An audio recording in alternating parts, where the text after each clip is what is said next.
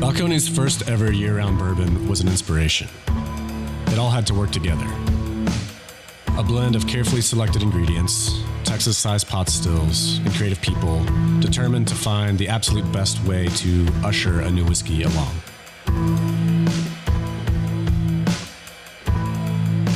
When you discover how it pairs with a meaningful moment, suddenly the feeling of drinking great whiskey becomes a whole lot more.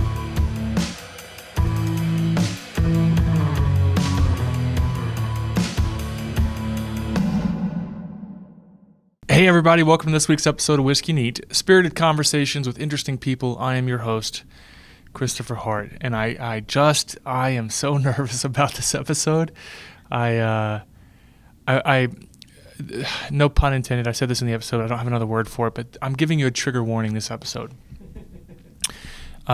We have the debate, me and Todd, a longtime member of the show, we have the debate on whether or not it's appropriate or tolerable, or if it should be, or if it has its place, gun photos with whiskey photos in the Facebook social media world. A lot of people who didn't grow up with this stuff, a lot of foreigners, a lot of Northeasterners, a lot of Westerners, a lot of people outside of Texas, a lot of people in Texas who didn't really grow up around guns, don't care for them, they hate them, really gives them an issue, and some people it gives them a outright they become very, very, very upset and very angry. And we have historically taken a moderate approach on the subject, so I'm warning you now that if you have a very, very strong feeling one way or the other, this episode is probably not something you should watch. I don't want to upset you. I don't want to lose your respect and love. There's a lot of people I love and respect that are very much against the idea. And our stance on this has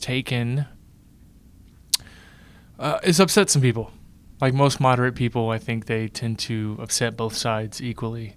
So we just kind of basically pick apart the subject, explain our thoughts behind it. I hope that you don't assume anything, and I will say that if you do have feelings on the subject that you'd still like to share with me after this episode, please feel free to reach out to me. I'm open to it. Just don't be insulting or angry. Find a way to express yourself and your valid points, very valid points. A lot of the points have been valid, even though we disagree. There's pros and cons on how to handle both. I'm open to it, so I hope that this comes across the right way, but I feel like it might be a bit incendiary. So I will try my best to take your feedback as it comes, and just you try your best to give your feedback in the appropriate way. This week's show is, as always, sponsored by Terlato Distell Artisan Spirits, leader in premium artisan products like Bunnahabhain, Deanston, Ledaig, Tobermory, Bains, Black Bottle, and, of course, Scottish Leader. Whiskey Neat is also supported by the inspired spirits at Glass River Imports and Amrut Distilleries.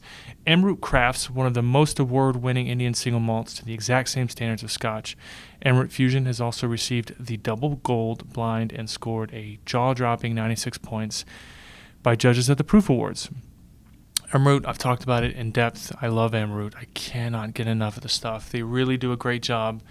I think Indian single malt beats Japanese single malt. I don't think Japanese single malt nearly compares to what you get out of India, and it kind of drives me nuts at how expensive and how coveted a lot of Japanese whiskey is, when there's some really great other world whiskeys out there besides Scotch. So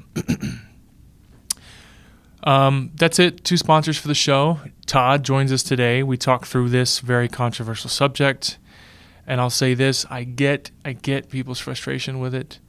I don't think your frustration, without a really good, solid, unwavering logic behind it, I find some issues with the things that frustrate some folks. We'll explain it in the show. I'm just saying, I think that I'm really trying to hear everybody's point on this. I feel like I'm in the middle, and I'm getting kind of berated over censorship and unnecessary violence, and it seems a bit sick. So I'm open to it. Listen to the episode. Listen to it with an open mind. If you have super strong feelings, don't listen to it.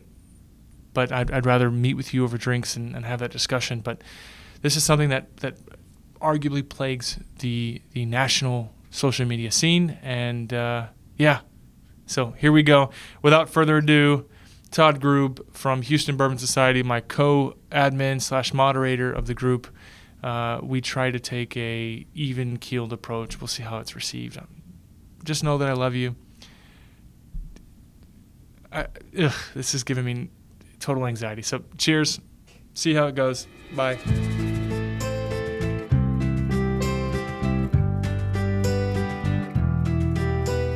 So I'm a moderate on most things. I think that the key to the best case scenario of our civilization is some overlap between the left and the right, and I feel like there's a middle ground. And you and I have had these discussions quite a bit. We've had lots of discussions over trying to put yourself in that person's shoes, trying to step back and look at it objectively. I'm a moderate because I grew up in a extremely right scenario. Not the racist right, the religious right. And just to give a little background, I grew up Pentecostal. I've talked about it on the show. Women aren't allowed to cut their hair. They're supposed to wear skirts because pants are form-fitting, and thus you are pulling the gaze of dirty men.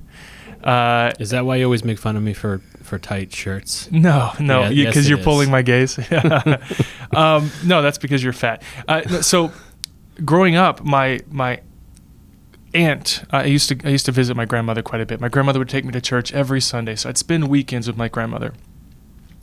And I came home from school one weekend to go to my grandmother's house, and there was a comic book size smoldering pile of ash in the front yard, scorched, burned into the ground.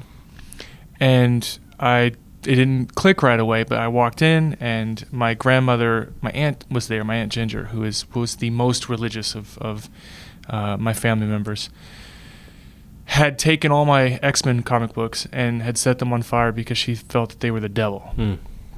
And I remember freaking out because I had collected all these comic books, and I get one religious family member come through and just burn it because the Wolverine with the claws and those comic books were very graphically written. Yeah. Same thing. Pokemon cards was my generation, and in junior high, I remember our church taking a firm stance that Pokemon cards were created by an evil organization called Wizards of the Coast, or whatever the name of that company is, and that each Pokemon was a representation of a certain demon. It was just a wild ride of everything being so bad and out to trick you. Same thing, we weren't allowed to go to movie theaters. Movie theaters are inherently a dark and dangerous place, and if you were to go to a movie theater with a girl, things might happen, and therefore you're putting yourself at risk for the devil. Boom, everything's bad, right? Even when I grew up and I met progressive people in our church that would say a beer, if you can have a beer every once in a while, it's not a big deal. Even those progressive people. I remember being at a friend's house one time, and the husband had 2 beers and 1 football game on a Sunday. And the wife and husband got into a full-blown fight about it. About him being an alcoholic. Going overboard. Over 2 beers. But how did you feel about all this growing up? Did you buy into it? I mean, no. when you're a kid, to some degree, you do believe in demons and things like that, right? So there's a lot of that I got sucked into. And that's not to say that there's anything, let me clarify. I don't think that I'm not bashing being Pentecostal. What I'm saying is that there was some really strong stances taken that I think did more damage than good. And as I got older and you realize that certain things aren't bad or inherently bad, it opened my mind to being open-minded to how things are in other places that aren't that big of a deal. Specifically around guns and booze. Specifically around booze, right? So I have always taken the stance that when something comes across my plate as to whether to decide it's good or bad or dangerous or unhealthy, I mean, even as a civilization, our entire nation has overwhelmingly changed their opinion on marijuana and gay marriage just in the last 2 decades. Gay marriage was the devil, now we don't care. Marijuana is the devil, now we are fighting for it. There has been this overwhelming movement to shown that, hey, maybe we were being a little high-strung about some things. Yeah, it all goes back to ignorance on a topic. Like you said, calling Pokemon the devil because you don't really understand what the Pokemon is, just a child's kind of collecting toys. Same for everything else.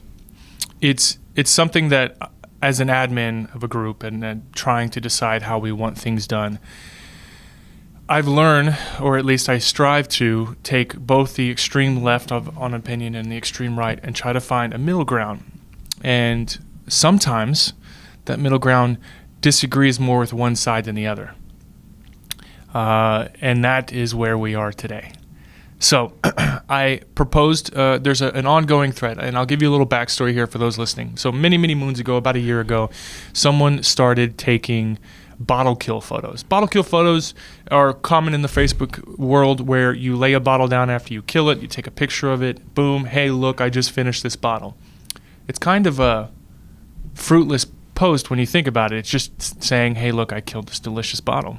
But it's something that we've always allowed. Not voyeurism.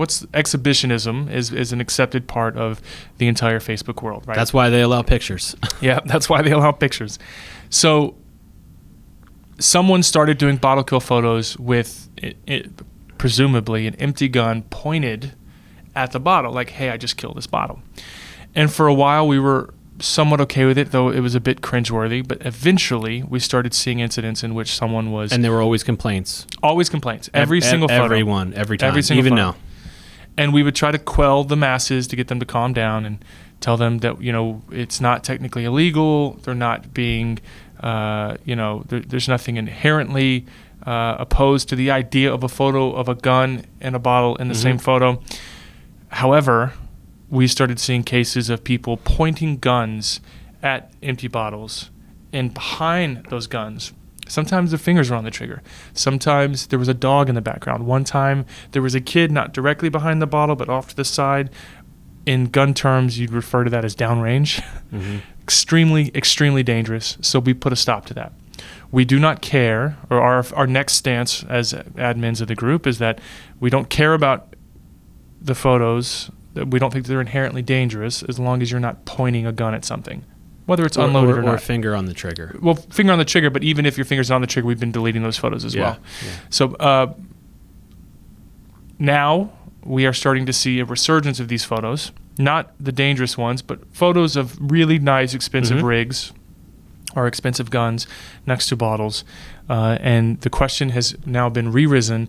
Is it dangerous? Should it be allowed? And we are faced with this conversation. So that's the premise of today's episode. I made a post on social media the last 24, 48 hours to get people's feedback and what their thoughts are, and we thought we should address them. So what are you drinking first? Because we're going to need a few drinks for this episode. So we were just talking about Knob Creek picks and bringing in a Knob Creek pick. So I brought in the recent Rice Fine Wine pick, which is s'mores, and it kind of is marshmallowy, chocolatey. Yeah, I can tell you right up front, and we mentioned this in Zoom the other day. Just a couple years ago, E.H. Taylor was overlooked by most people in this hobby. Now it's full-blown allocation, can't find it, goes for crazy money on secondary. Can't even get the small batch. I think Knob Creek is the next in line for this. They're next in line. At a certain point, not too long ago, even 6 months ago, there was a bit of an oversaturation of Knob Creek picks, and now, try to make a request for a sample kit. It's not going to happen. They've put a halt on it. They're focusing specifically on Knob Creek Rye, and it's something that is people are going to miss it when it's gone. Is it a change of focus, or is it because we noticed that last year the age went up significantly? Like it went from, I think this one's 11. But last year it was 14 years, 15 years. No, that's been common for a long time. In fact, every pick that HBS has done, or if you combine HBS and the Whiskey Social, we've done at least 3 Knob Creek picks a year. Last year it was at least 3 bean picks. We did a rye, which was Mr. White. We did Mr. Orange, which was a bourbon, and we just recently released. Tip of my tongue. Maybe we only did 2 last year. Yeah, I think it was 2. But we've done at least 2 a year for the last 4 years. They're just fantastic. I mean, and they're a value for $50, 55. I mean, even if they were all 10-year-old picks, Yeah. you know, the 120 proof, they're about the same price as a Four Roses pig, with a bit more approachability up front. I didn't care for that okra nose at first, and I'm wondering if it's just a stained glass or what. Anyway, so let's jump into it. What are your thoughts on guns in bourbon groups? So I'll go back a couple years because, you know, I'm not originally from Texas. So I'm originally from New Jersey, Philadelphia area. And I think especially in urban areas in the Northeast, guns aren't a thing unless you're like in a gang or like a drug dealer. It's like trucks. We're big on trucks in Texas. It's just looked at different. Yeah. People don't hunt I'm not going to say people don't hunt at all, and obviously they do in the Northeast, but that was in more like the rural areas, like out in New Jersey or like way out in Pennsylvania that you would get into that. So guns, I'm not growing up, did not grow up around guns. Never fired a gun in my life until I came to Texas. And I would say most of my friends could say the same. It just wasn't part of it. And it's a liberal area generally, so people look at it as like this is a potentially dangerous thing. There should be, you know, I'm not going to get into the whole political side of it, but I think it's an important thing to talk about because that's what creates the divisiveness, I think, in our group. When a gun is posted, it's not just our group; it's at a lot of the national groups. If you see a gun, people see that as a potentially a political statement. That you're like, you know, an NRA person, and you're going to be on one side of that argument, and that's unfortunate. Because it's just a thing that person likes, and they're displaying it, and hopefully in a responsible way. Part of what I wanted to do with this conversation with you is to pick apart each other's stances as we're talking. Not to say that we agree or disagree, but just to kind of really pick it apart. So you mentioned that it's not your cultural norm, and it's not a lot of people's cultural norm, which I think is part of what makes people so angry. Is they're looking at a side of the culture that treats it a bit differently, not necessarily more dangerously, although it is perceived that way. A lot of people perceive it as being a little bit more reckless, a little bit more crazy. And I think I think that what you started out talking about, your upbringing, is important when applying it to this subject. Why was it, when I first moved here, why did I really dislike the guns being posted? Because of ignorance. I wasn't used to them. I don't fully understand how safe it is to point a gun or to have your finger on or off the trigger, and I'm talking about a few years ago, and I think that's part of it is people who don't have guns or are not as familiar with the gun culture in general, and they just automatically say dangerous. Dangerous. That's the part that I want to push against. Yeah. I feel like there's an inherent need to say that something is dangerous, and it's funny because there are other times in which it's not dangerous, meaning there are guns and ammo, right? There are magazines dedicated to pictures of guns, and there are magazines dedicated to pictures of whiskey, but somehow putting them together to some people sends the message that you are being inherently dangerous or advocating for playing with guns and drinking. And I disagree with that. I think that and backing up a second, the word ignorance, just to be clear, is when I use it during this conversation, it's not as an insult. It's to say that simply it's either not part of something that you're familiar with or something that you know what you're talking about. I see it as lack of knowledge. That's when I say it, that's what I mean. You are not as familiar with that topic. So you've got full-blown and even super heavy Instagram accounts that there's one called, and this is part of the reason why it's come up again is there's a guy named Jeremy, and forgive me, Jeremy, if I pronounced your name wrong, Hedin, Hedin. He has an extremely popular Instagram account with over 170,000 followers called What the Kicks. Just like it's spelled, all one word, no spaces, What the Kicks. And his account is guns and booze and guns and shoes. What do guns and shoes have to do with each other? Is that things people like? Is that sending a message that you should, guns and shoes and knives doesn't send the message that you should run with scissors necessarily? Right. Is it sending a message that you should run with guns? I think that it's a false equivalency to say that just because two things are pictured together, that it's sending a message that it's okay to drink and play with guns. Yeah. Just like there are pictures of naked women on cars. That's a big thing, right? Lowrider magazines. But it's combining things that people like. It's combining two things that are aesthetically pleasing Yeah. to some, that look good together in a photo. Not necessarily saying you should have sex on the hood of a lowrider. Yeah. I think every hobby merits photos, whether you're a shoe guy, a cigar guy, a clothes guy. There's a lot of guys. There's a guy in our group, Ryan Bridges, that has become super active in the Facebook world, but I met him through Instagram, and he had an overwhelming clothing aesthetic that he did for all of his photos back then. Every hobby merits photos, Instagram photos. Well, and also when we take pictures, not everybody in the group, but you're thinking about the placement of the things in the photo. You're trying to make it look nice. Having a gun in there, I'm not going to say it's the same as making sure that everything in the picture looks right, or that there's, you're adding something else in the background there. But I kind of see it as just another accessory. Like you said, is it a girl in a car, or are you, shoes combined with whatever? It doesn't necessarily mean that it's irresponsible, but that's why we don't allow people to be pointing the gun anymore. And I think that's where we draw the line is right. And that's where actual as a private group, issues. we can say that we don't want you to do that, just because, it may send an irresponsible message. And there are a lot of people, and I read it in the comments last night, that when they hear that, they think, stop being such a snowflake. Why are we being such snowflakes about this? I'm a responsible gun owner. If I want to point the gun, you can, believe that it's safe. But that's kind of where that's kind of, I feel like, where we give a little bit to the other side and say, all right, we're not going to allow that. Put your guns in the picture.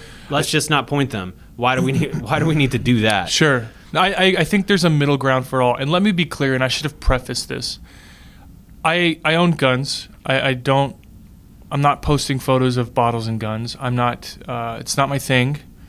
And most of them, when I see, is mostly just them showing off cool gun. They're a cool gun. Yeah.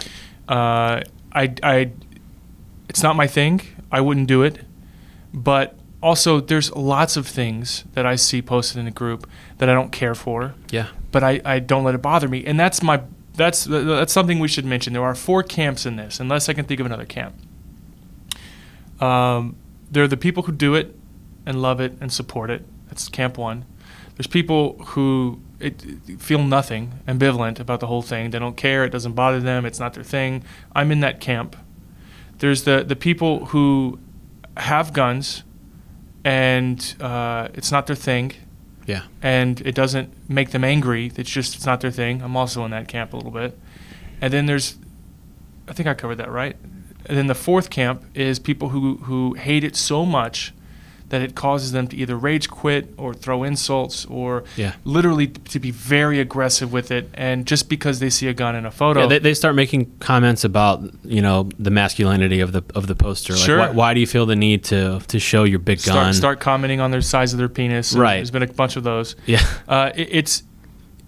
Is someone doing it for ego purposes? Absolutely. But we all are. Yeah, That's why if you make a post, why are you doing it? To get attention, to start a conversation, to have people look at your picture, to show a cool photo. Yeah. Anyone who's got an Instagram following, even a remote Instagram following, that's what it's about. There's no fighting on Instagram. It's more or less, here's a picture of this if you like it. Mm-hmm. Double tap. If you don't like it, move on. I feel like I screwed that up. There's the people who do it and support it, people who don't care, it doesn't bother them, people who don't care for it. Yeah, I feel like I screwed that up. I'm gonna have to go double back. I mean, look, whether it's 3 or 4 groups, I covered the gist of it, the spectrum. Yeah. My whole point is, I think you are going to, no matter what we do, and we've seen this with other things in these groups, you're going to alienate and piss off some people. It's just part of the game. Whatever decision is made. We've had people frustrated with closed bottle shots. Yeah. You guys should stop allowing closed bottle shots. Right. You guys should stop this. You guys should stop that. You're going to piss people off. I realize that in this case, to some people, these are killing machines. And there was someone that complained about a fishing photo. Mm-hmm. Last year we had a guy who went deep sea fishing, caught a tuna, pulled it into the boat. What color is the inside of most fishing boats? White. Yeah.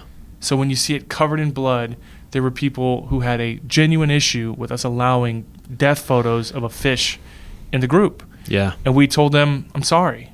Yeah. Here's the great thing about these groups. If you disagree with what an admin or how an admin decides to run the group, you can do one of two things. You can either block the person, the incident that you hate.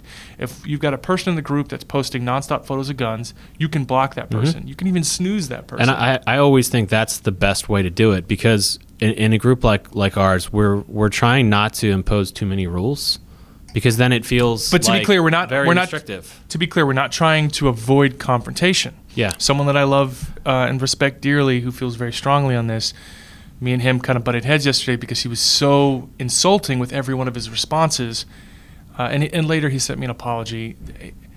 We're not trying to avoid conflict, but we are trying to take a stance that if they're not doing something that's a real safety issue, and just because you feel like it's a safety issue does not mean that it's an actual safety issue. Anyone who's I was in the rifle team at school. We taught safety. I taught safety. I was the rifle captain. We would take them on competitions. We know safety inside and out. We competed. It's not. I know gun safety. I have my CHL. I took that course as well. It doesn't mean I'm a gun nut. I'm not going to be posting these photos, but I feel like I can definitively say what is and what is not, or at least make a common sense judgment call that something is or isn't. If your issue is they got their finger on the trigger, agree with you completely. If your issue is that they're pointing it at something, agree completely. But an inanimate object next to another inanimate object, whether it's shoes and whiskey, which somehow is also, Matt Chow is famous for his photos of his shoes and his whiskey. Yeah, but these are all items that are collectible and that there are groups built around. There's entire Instagram, almost 200,000 followers for an account that's guns and shoes and guns and liquor. Right. There's obviously people who enjoy these things. For it. And Jeremy, to his credit, takes great pictures, and the pictures look great, and he takes care in just putting a gun in the photo, and that doesn't bother me.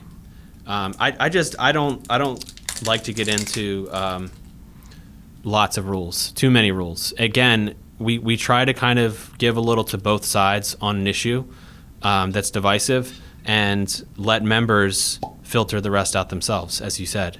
Just block that person. I'm going to mention this in the opening, but I'm going to mention a trigger warning, no pun intended.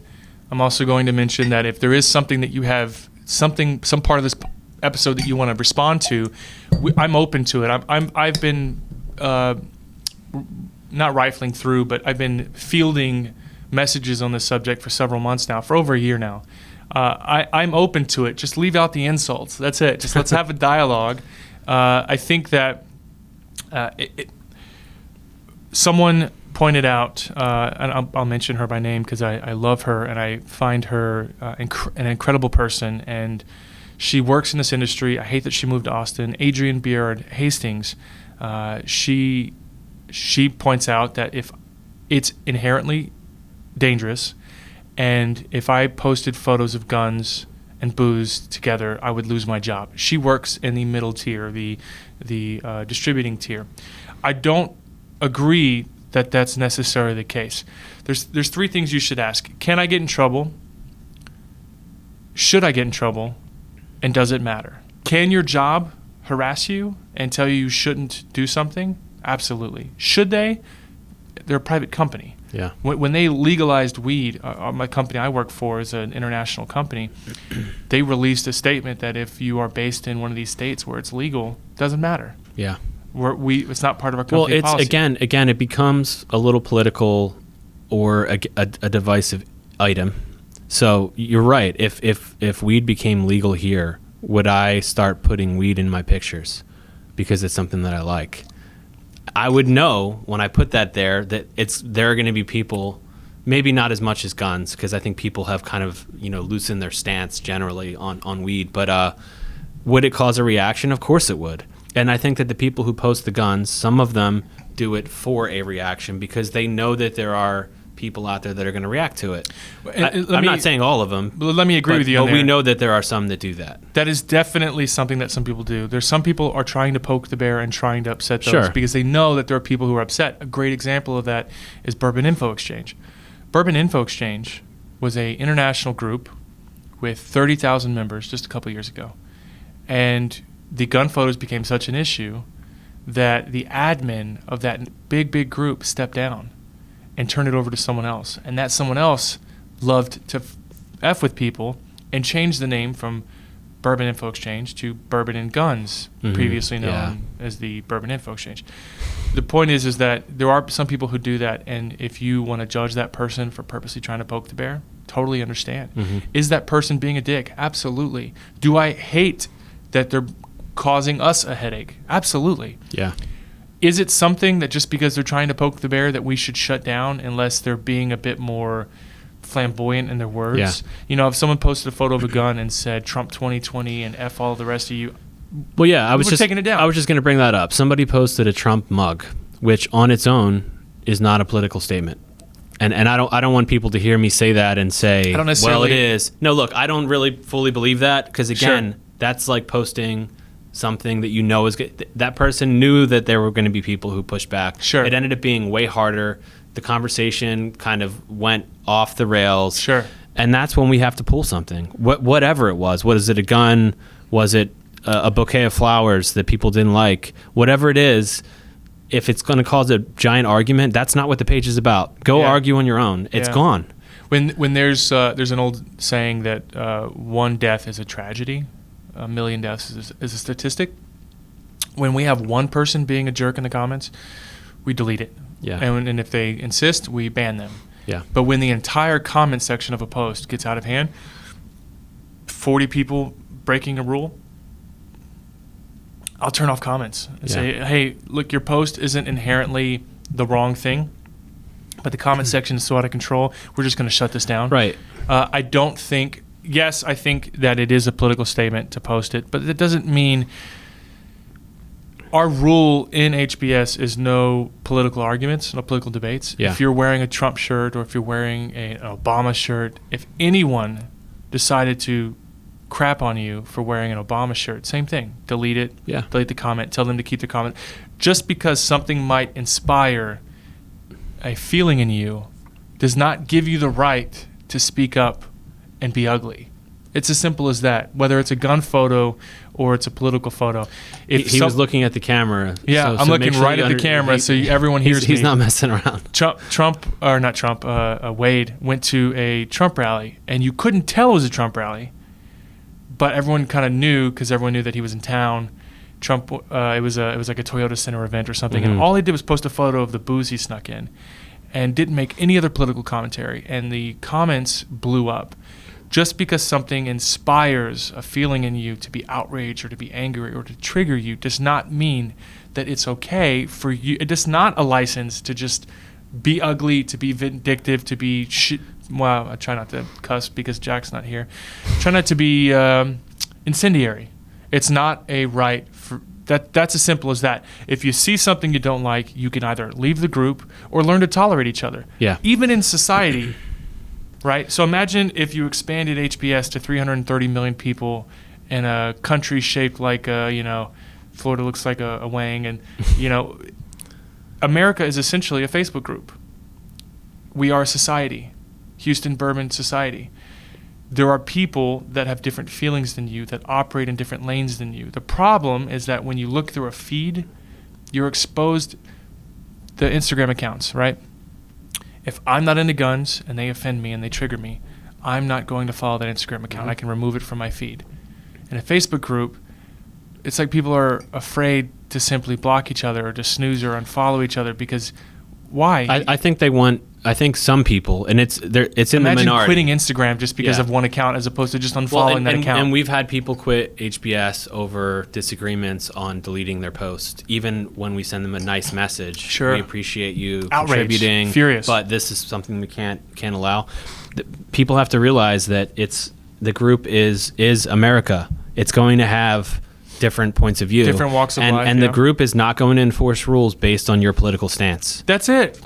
And it's going to try to be balanced as well as we can. We're imperfect, and sometimes our own opinions come into it. I try to never let my own. I try to be as objective as I can before making a decision. But people always see it as you're attacking their stance. It's really not the case. It's crazy. Alan Denny, who is someone I love and has been on the show a bunch, Alan is so far right. Not the racist kind, but he's just very Republican, very pro. Alan And a whole group of HBSers, some that have even left, have said that the group censors too many people. Mm-hmm. And there's a whole group on the left side who feel like we don't censor anybody. Right. It's this like you can't win no matter what you do. You just have to try to. And as you said, the left side loves to say like the admins are gutless. And, Oh, yeah. and like they don't want to take a stance. Someone said, and it's like yeah. you don't know what we're doing behind the scenes, Yeah. talking to people about and all the drama that happens behind the scenes. You know, it's funny. Just to prove how a summation of my feelings is simply that I think there is a whole section of the group that don't like it, but there's movies that glorify the connection. John Wick glorified. There's a bottle of Blanton's. Every whiskey nerd sees it. Everyone who's seen the movie loves it. There is a connection directly tied to the aesthetic of a well-dressed man with a nice watch, fighting, killing, with his beautiful gun collection and these beautiful gun safes. That aesthetic does appeal. So it has its whole audience. I think, and obviously, again, is it promoting killing people? Does watching a movie? Right. I'm sorry. Well, I'm kind just of so that does, but I think, and not everybody's going to agree, as we said, because we're never going to catch everybody. But I think that the stance we've taken is well balanced and fair. I agree. Because if you want to say that guns and alcohol together is irresponsible, we're saying we'll trust our members. However, we don't want them to be pointing it or that's the middle ground. That's the middle ground. Yeah, But we're not going to say no guns, because it's just an accessory that's sitting on a table. That is it's a toy that they want to show off. People, as you said, you like to post with your badass knives. Yeah, in the backgrounds. If I'm cooking, I make a delicious meal, which the extent of that is whatever goes on a grill, and I post the knife we used, which is something that is common in food, right? Posting chef's knives, and there's a whole following. And people could say, well, a knife isn't the same, or whatever it is that you're putting is not the same as a gun. But back to guns, that is not a dangerous thing to have a gun. It's legal to have a gun. So some would not feel like different. it's dangerous. To be fair, some would feel like just owning them is a danger and it automatically increases. And there's statistics to show the dangers of owning. I get all that. Yeah, I completely get that. But it's legal, and there is not a definitive line as to whether it's good or bad. Right? There is a whole section of the population that feel like it's a good thing, that it's not inherently bad, and there's a whole section that feel like it is. And there's a middle ground too. Michael Canfield said, look, I've owned guns. I've grown up around guns. I don't care for the aesthetic. I think that guns and booze don't mix, which this is what drives me nuts about that. There are certain things you can say that look great on a coffee mug or great on a T-shirt, like guns and booze don't mix. Drinking and driving doesn't mix. But what they really mean is not that you can't have a drink at dinner and then drive home. Mm-hmm. What they really mean is that you can have a drink at dinner, don't have 12 drinks at dinner, and then drive home. The nuance of that phrase, drinking and driving doesn't mix, the vast majority of that, the truth of that saying is that it's not saying you can't drink at all and don't drive. It's really saying you can be safe. It's about being responsible. It's about being responsible. Right. To say booze and guns don't mix sounds good on a T-shirt, but it's a bit intellectually dishonest because that's not what it really means. And there are people who, again, the assumption is they're getting drunk, it's a redneck party, and they're playing with guns. That's not what we're doing. What we're doing is we're taking a picture of a pretty bottle next to a pretty gun, and by themselves and separately, it wouldn't be an issue. It's and to get back to when you asked me how I feel about it, my opinion has changed. I've become more comfortable with there was a time where, like, seeing a gun to me was it was like, why do you need to have that gun in the picture? Now I get it. I mean, I get it. My wife has the same reaction. She had a traumatic thing happen when she was younger involving a gun, and just being in the presence of one is too much for her. And I think that's one extreme, and the other, on the lower end is the people who just feel a little uncomfortable when they see one. And those are the people who see the gun posts, whether it's tasteful or not. And they feel uncomfortable. But block that person. Should we consider those who might have lost a loved one to a gun or been traumatized by a gun? Should we consider those feelings in allowing those things? I don't think so. Why? Because it's a slippery slope. And then, do we ban cars because car photos because someone was hit by a Corvette? I think that we can be sympathetic towards those people, but to those people, I would just say, block that person. If it bothers you, there were too many trigger points, pun intended, that will set people off, and we can't cater to all of those. There is an overwhelming sentiment, and I'm open to this pushing back on this idea. There is some people in those camps that feel like we should be considering those who might be, no pun intended, but I don't have another word for this, triggered by these posts, and maybe they lost someone in a school shooting. I work with someone, a friend of mine, whose wife was lost in the Santa Fe shooting, the school shooting. And he has not let it deter his feelings on guns. He points his anger at the individual, but that's not everybody. So the question comes down to, should we change our entire society because of those things? And some people feel like we should. And I can't argue with that. Yeah. My feelings is that we can't. My feelings is that there are many things that we know people who people who drink whiskey who've lost people to drunk drivers. If they were still drinking whiskey, that means that they're obviously okay with it. Obviously, they're still driving.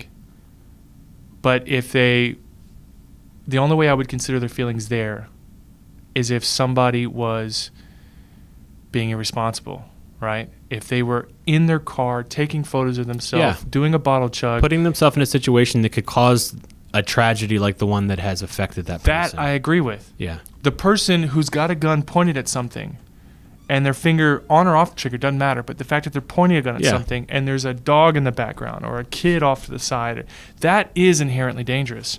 That is something that we should consider. And even for the people who right now, as you say, that are thinking it's not for me because I'm responsible, that's fine. But we can't start rating people and say, well, this person is safe and that person shouldn't be doing this. It's just, you have to just make the blanket and say, we just don't want to see that.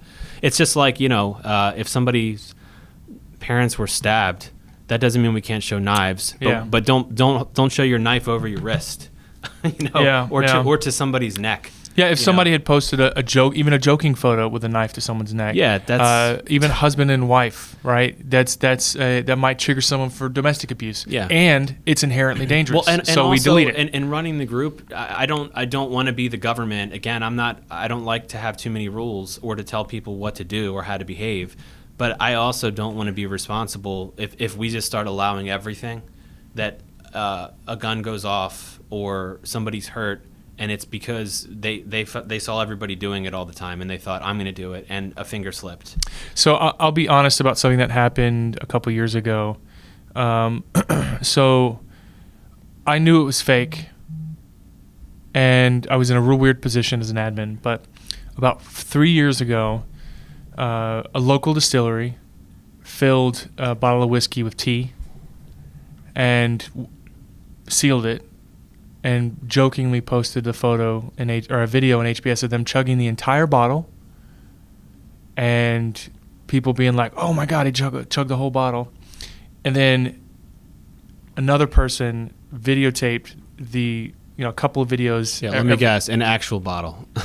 No, actually drinking it. Posted a couple of videos 30 minutes later and an hour later of how that tea was affecting them, but it was all a show. It was all fake. But they're like driving the forklift, passed out on a bench. But it was just a show. It was just a joke.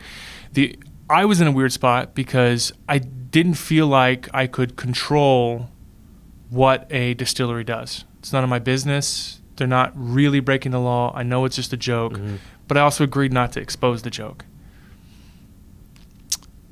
So I let it be. And later realized that it does promote irresponsible behavior, whether it's a joke or not. It may inspire someone to do the same thing. And it's something that we don't want to encourage. So we took the stance that we wouldn't allow that again. So my stance on how we run HBS is the exact same stance that I feel like our society is run. If someone's doing something, if you want to be gay, you can be gay. I don't have a problem with you being gay. I'm very libertarian. I'm all for personal freedoms as long as you're not affecting other people. And I'm sorry, but the truth is, you posting a photo of a really nice rig next to a bottle or a pair of shoes is not inherently dangerous. And if it sends a message to idiots who think, oh, I see a gun and a bottle next to each other, so therefore I'm going to go chug a whole bottle and pew, pew, pew.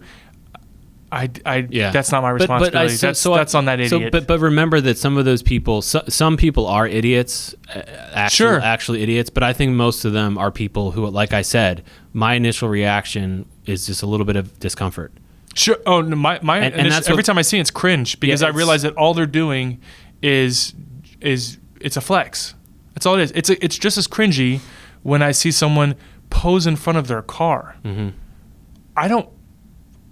I'm sorry, but when you post a picture of you posing in front of your new car, regardless of what that car is, saying, I'm so happy, we feel so blessed, we just got our new car, go kill yourself. Like, that is not, I shouldn't say that anymore.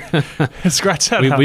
Last time I was on the show, that's what you talked about. I just think it sends it's simply a vain attempt to say, I could afford a car. But let me play devil's advocate on that, even though I'm so back and forth on it. I've made fun of it. I've made fun of it myself by posting power tools with my bourbon, a leaf blower the other day, just to make the point.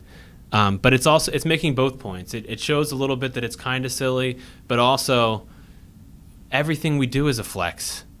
That the vanity that's been created in the world around social media, we're all in it. Anytime you post a picture of yourself online, why are you doing that? I love Morgan Webber. Anything. Love Morgan Webber, but one of his good friends, he's a friend, is also a photographer.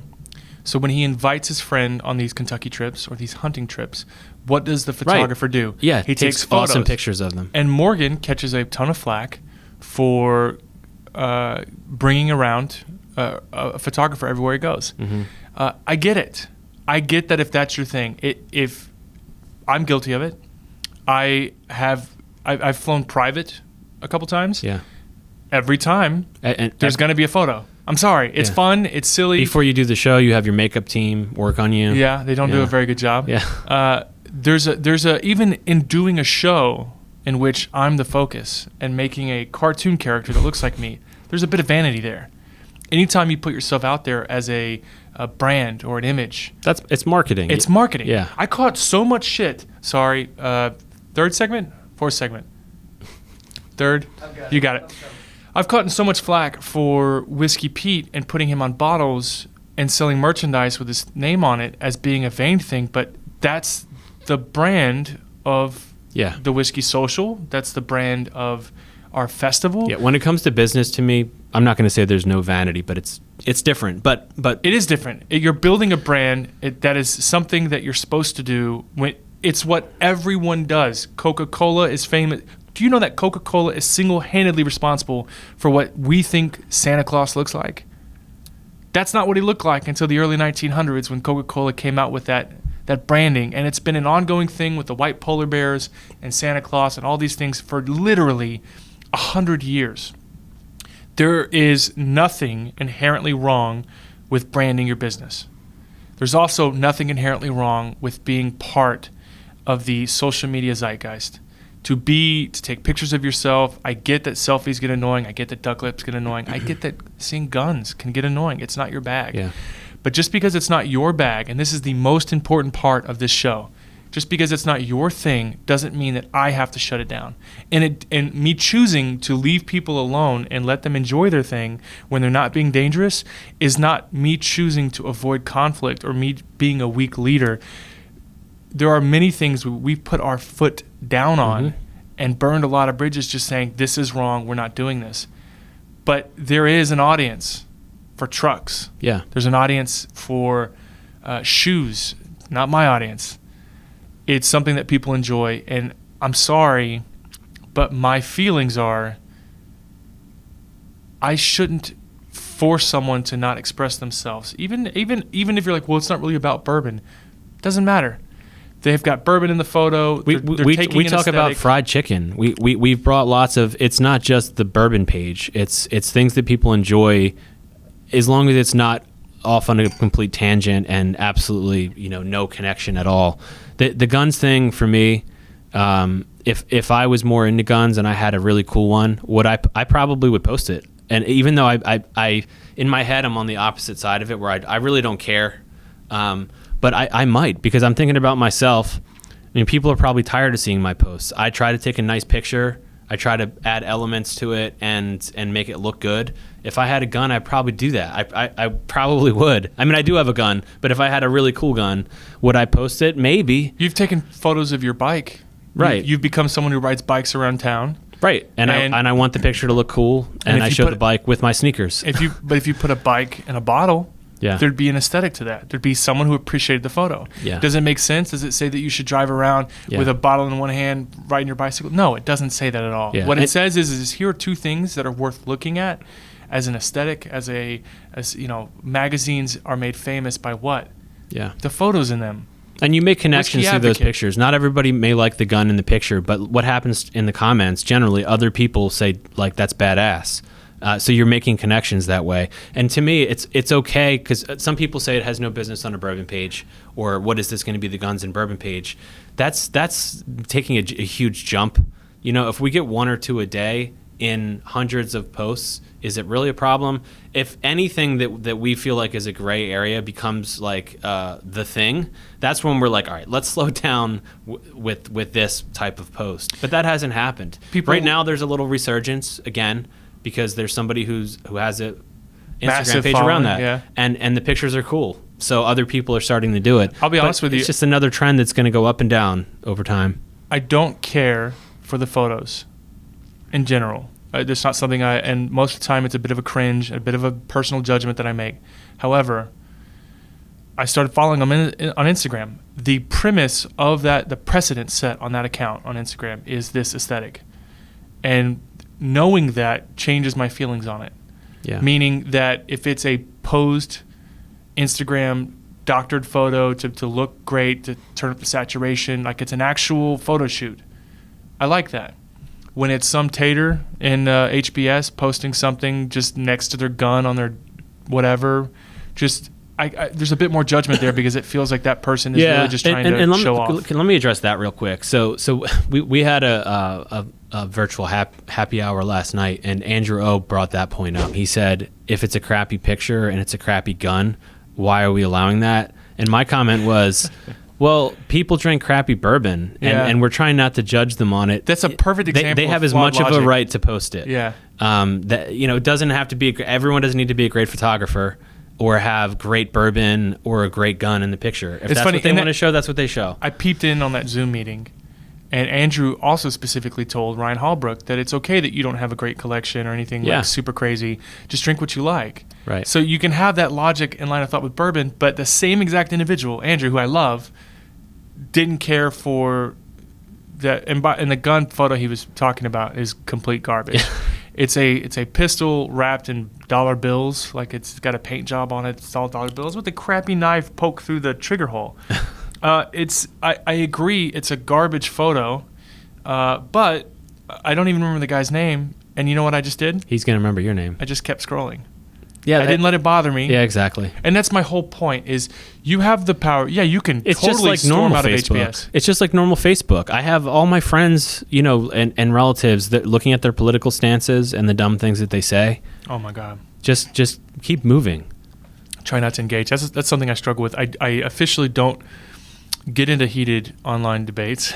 And I don't post my strong political opinions, but I fall prey to that sometimes, where I slip up and I let something through. I found a funny tweet from Kumail Nanjiani that just was I thought it was comedically genius, but it inspired those to come up with commentary. And it just said, the tweet only said that he's just, not response to anybody, he just said, he's so stupid. He's just so incredibly stupid. He's so stupid that you know exactly who I'm talking about, and I don't even have to say his name. Comedically, I thought it was genius, and obviously he was talking about Trump. I'm not pro-Trump. I'm not pro any, like I'm all for personal freedoms. I'm more libertarian. I align more with the independents, although they don't stand a chance of ever winning. But I just thought the comedy of that tweet was so funny, so I posted it. And of course, all the comments came out. Nancy Pelosi, like everyone, just kind of. You can't say anything online. Can't say anymore. anything online. And that's like a good, circle around back to the guns. That there's always going to be somebody that's offended. If you don't like it, pass by, block that person. I haven't had Mr. Pink. Why don't you pass that down here? I understand. And I hope nobody's offended by this. I'm going to really try to express in the intro. If you have real strong feelings about this, don't watch this episode. But by the way, do you want some? Oh, no, thank you. I'm trying to approach this with as much reasonability and level-headedness as possible. I don't care for the photos. I can definitively say that they're not inherently dangerous to have two inanimate objects next to each other. If you could take a photo of a gun separately and no one complain, or a bottle separately and no one complain, all of a sudden they're in the same photo, that doesn't magically do something dangerous. Does it send the wrong message? If I think taking photos of someone holding guns and holding a bottle and being crazy, that sends the wrong message. Having them in the same photo? No, I disagree. Is it worth losing your job over? Look, if your employer wants to fire you, that doesn't mean that you're right. It doesn't mean that we should now, that just because your employer takes the stance of something as dangerous. By the way, Nicholas Telemontes worked for the distributing tier and has taken plenty of photos. I disagree with Adrienne's point that you could lose your job, but even if you did lose your job, that doesn't mean you're right. There are things that like the NFL. They sign a what's it called? Not a code of conduct. Yeah. But like there's certain things, a morality clause. Yes. Those morality clauses are based on the perception that organization wants to have. That does not mean that as a civilization we can allow these things. It means that company wants to restrict those Private things. organizations can do what they want. Yeah, because what they're trying to do is avoid association with something that would be untoward for their brand. Sure. But that's not, to your point, that doesn't govern what we think is moral as a society. It's just what these certain brands choose to be associated with. These private companies. Or not be associated with. But to go back to your point, it goes back to a conversation that we had 2 episodes ago. The reason why people react in this way, it's because they're rewarded and incentivized to react in this way, because we live in a society now to where social media allows us for everyone to have a voice, and there is no reward for being reasonable or level-headed. You are rewarded for being sensational. You are rewarded for being triggered, and so you're actually heralded, because what happened, this outrage culture snowballs, and so from either one side of the fringe or the other, you're lifted up and you're like, yes, this is what I feel, and so therefore it's the right thing. And so going back and forth and trying to be reasonable about it, there is no reward in that. That's not a commodity that we deal with anymore in social media. And virtue signaling is an important part of a lot of people's lives. It's saying, hey, I'm a better person. I'm progressive in this way. And on the other side, gaslighting is a very important part of some people's life too. It's a very effective way of communicating in their eyes. And unfortunately, also part of the reward system is not just people that agree with you; it's the tears of the snowflakes. People want. Stop saying that word. They want. I don't use that word. I'm putting those words into these people's mouths. I don't use that. I hate it, but that's what they say. They love to see the pushback and the people crying about whatever it is that they're talking about. Sure. And it's trolls, and trolls eat tears. That's what they. It's part of. They want a negative reaction. Do you storm out of a group and decide you don't want to be a part of it, or do you block people? And for those who are wondering, that was Brandon. Brandon was off mic or off camera.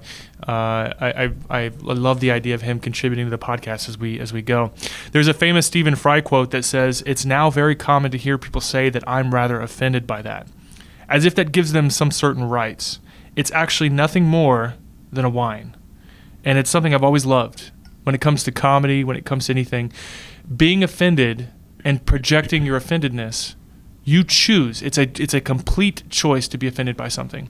And it doesn't mean that it's a wrong choice. There are certain things that are great to be offended by. If someone said something ugly about my wife or about my family, me being offended is valid.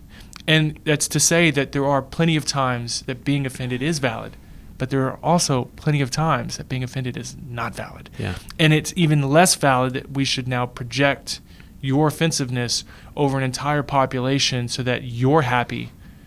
And then you're transferring your unhappiness, right? Yeah, that's what I was going to... The fact that you're unhappy that we allow these things, you're taking this person's joy to make you feel better, and now he feels like this group is too censoring, and this group is too controlling. That's an important point, is the other side. I'm not saying that we need to make massive changes to rules and laws so that we don't offend people, because there will always be people offended. But if you and I are in a room and I do or say something that offends you, like wear pink, I shouldn't do that thing. I shouldn't do that thing anymore. This is really good, by the way. It's my first taste of Mr. Pink. Is it really the first? Yeah. I didn't go. It's the first trip I've ever gone on, or didn't go on. Yeah. This is fantastic. Yeah, it is. I agree with you completely. Michael Canfield said it best. I felt like he's in the more reasonable camp. Though one night he did have a couple drinks and was like, I can't stand this. But you just you move on, right? And I know it sucks, but you just move on. There are plenty of things I don't care for. We're not in a utopia, that to your own personal beliefs. You're always going to run across things you don't like, and people have to learn how to deal with that. Again, as long as we're not being personally, disruptive to each other and hurtful. If I'm doing something that offends you, I'm not going to do it in front of you. That doesn't mean that the whole population. But that's the key, right? It's the technology that makes it impersonal. It makes it a little bit easier to slip into that more personal attack. That the things where you're being more condescending. When you're in a room with somebody, even if you don't agree with them, most times that's not where you're going to go. Sure, you're not going to go straight to sarcasm or to attack their beliefs as a person.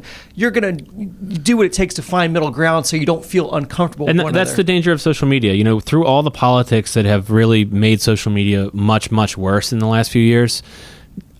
I saw a meme, and I forget the exact words, but I'll paraphrase. It's essentially, just when you think the world is ending and everybody sucks, go outside to your neighbor and I bet you that person will sit down and have a drink with you. Yeah. Because we're all humans. I mean, I have lots of friends that I met through HBS that have opposite political views.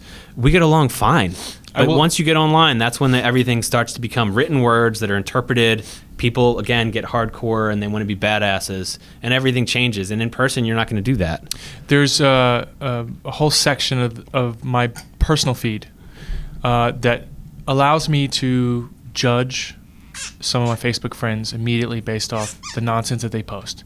Drama with an ex-wife, a baby mama, these things that are... let me know, I judge that person. I still love that person. I still like that person. We're still friends.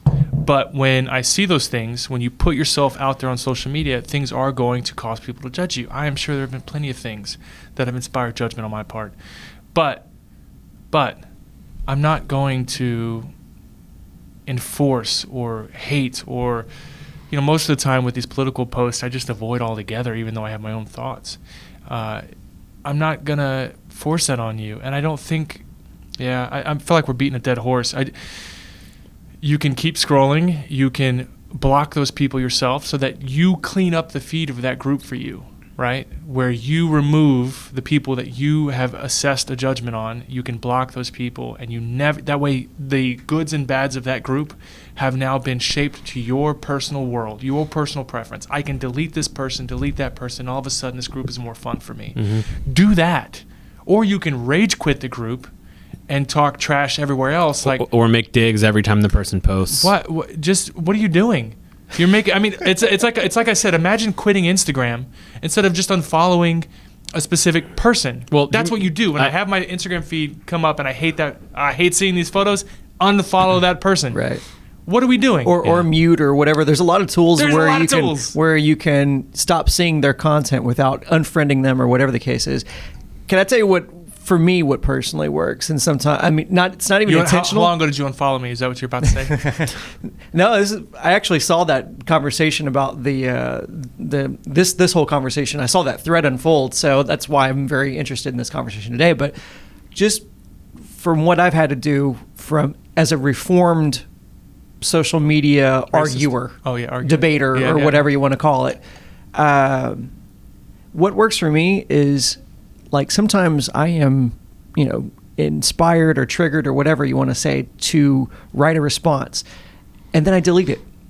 That's a great practice, by the way. Get it all out. Get it all out of your system. Like, say everything, write everything down that you need to say, and then by the time I get to the end of it, I'm like, yeah, I don't need to say this. Yeah. Like, because. Am I changing hearts and minds? Nope. Is that what's going to happen on social media? Never. Nope. I think there have been plenty of people that have responded to me in a completely concise and reasonable way that I've immediately changed my opinion on. And I really, every time that happens, I feel a sense of pride because I feel like there was a moment where they approached it in the right, healthy way. I heard them. They made a good point, and I couldn't refute it. And I said, okay. That actually, unfortunately, you're in the minority. I mean, most people that is the minority. Aren't there. Sure, but it's something that I strive for. If you approach it in the right way, and I think everyone should strive for that. Either avoid it altogether or strive to be open-minded. Otherwise, you're blinding yourself in your own beliefs if you're not willing to change. But these conversations do one of two things. These open-minded conversations where you go back and forth, you really pull apart an issue. It either strengthens your resolve, or it allows you to change your opinion because you're presented with either facts or a reasonable point, and you can augment that. And that's what happened with the gun trigger post. We used to allow them to point guns at stuff, and then it was brought to our attention, hey, by the way, that is inherently dangerous. And look, here's a picture of a kid in the downrange. Oh, God, you're absolutely right. Mm-hmm. Let's put a stop to it. I'm always open to that dialogue, but you have to be open. But both sides have to be open, and unfortunately, we aren't seeing that. Yeah. The last point I wanted to make is a second ago we were talking about unfollowing and why people don't do that. It reminds me of Howard Stern, the love to hate thing. If you remember in the movie, they talked about people who are Howard Stern fans watch or listen to the show an average of 2 hours a day. Delicious. Dude, this is so good. What's the secondary price on this? You want to know? Yeah. 800. 800. God, it's gone up. I remember it was 600. It's one of the top most 3 fantastic favorite rums I've ever had. One of the most fantastic rums ever put in a bottle. It's killer. Yeah, I'm sorry. Go ahead. So Howard Stern, listen to 2 hours a day. If you're a fan, you listen 2 hours a day. If you hate Howard Stern, you listen 3 hours a day. Yeah. It's like people love to hate. They love to see it and get outraged, and then to comment and throw in their digs. I feel like this episode in particular is going to be very widely viewed, and I'm worried that it's going to be more incendiary than intended. I don't think so. I maybe I'm wrong, but I felt like bet you $100. I felt like both sides are represented. If either side isn't willing to move a little to the middle, then I don't know what to say. Again, we try to be balanced. Well, then find yourself speechless because there's no room in the middle anymore. Those are where the quote unquote bad guys are. The people who won't pick a side. We're not going to change. We're not going to change minds. What's obviously that saying? If you don't stand for something, you'll fall for anything. Like no, you can be moderate and that be a decision. Moderate does not mean that you don't want to avoid confrontation. It doesn't mean that you're weak. It doesn't mean that you don't stand for anything. No, it means that, hey, I'm a bit more reasonable. Moderate should be the reasonable spectrum. Like, hey, that's a good point. I don't agree with that, but your other point's good. Let's. It's not hard. Yeah. I did not grow up in a heavy gun culture, but Texas overall has been a bit lax on that. So I get it when you come from out of state and you're not from here and you don't care for guns. Mm-hmm. Do you be in a group that sees even one post a day for it to be really bothersome? Eric Sandler commented on it. He said he hates it. I understand you hate it. But I don't care for Mastersons or any number of other bourbons that are posted that I know is going to Bibb and Tucker is going to be a controversy because every time Bibb and Tucker gets posted, people get riled up about it. They trash especially it. The veterans in the group. They want to trash it. Okay, just keep scrolling. Yeah. You can unfollow if one person in particular, and I know we got to go. If one person in particular, all their posts are something that you just don't dig, you can remove that. Yep. And you could still enjoy the good of the group without trying to enforce your intolerance. And that's exactly what this is. Anytime you hate something so much that you're willing to insult and rage, that's your intolerance of something. Or discomfort. Again, just not comfortable with the idea. They're somewhat synonymous. Uncomfortableness is a level of intolerance. Yeah. Your intolerance of something that you don't care for, you can't project that on the people running the group as their fault for not obliging you at every whim. I'm sorry. Long story short, I'm hoping that this episode is heard in a way that was intended. I definitely, I'll say this, we want people to be able to enjoy themselves as long as they're being safe and not doing anything dangerous. Your definition of dangerous is not our definition of dangerous, and I'm sorry about that. But I hope that you understand our position is not a position of weakness or avoidance. It's more of a position of what we feel is reasonable. Trying to be balanced. Yeah, and I think most groups have found a balance of allowing it. Some groups have taken a stance otherwise, just said, nope, we don't want any part of it. And I feel like that's more of a political statement. Yeah. That's to outright ban it is more of a political statement. I said last night if it was the Philly Bourbon Society, there would be no guns and it wouldn't be an argument. It would be the end of the day. It's cultural differences. That's fantastic. We got to go. Thanks so much for coming on. It's the first time we've done a little over an hour in quite some time, so I really appreciate it. I'm open to your feedback. Feel free to message me and give me your thoughts. Just remove the insult, type it out, maybe delete it a few times, then retype it.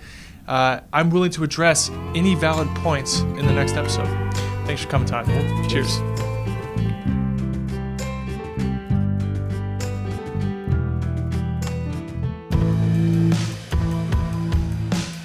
Balcones' first ever year-round bourbon was an inspiration. It all had to work together. A blend of carefully selected ingredients, Texas-sized pot stills, and creative people determined to find the absolute best way to usher a new whiskey along.